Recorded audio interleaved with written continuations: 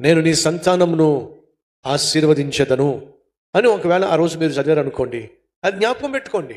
ప్రభువా, నా సంతానాన్ని ఆశీర్వదిస్తానని చెప్పి వాగ్దానం ఇచ్చావుగా, ఆశీర్వదించు ప్రభువా, ఆ సంతానాన్ని ఆశీర్వదించు ప్రభువా, వాళ్ళు నేను గొప్పగా సేవించాలి, గొప్ప సాక్షులు కావాలి.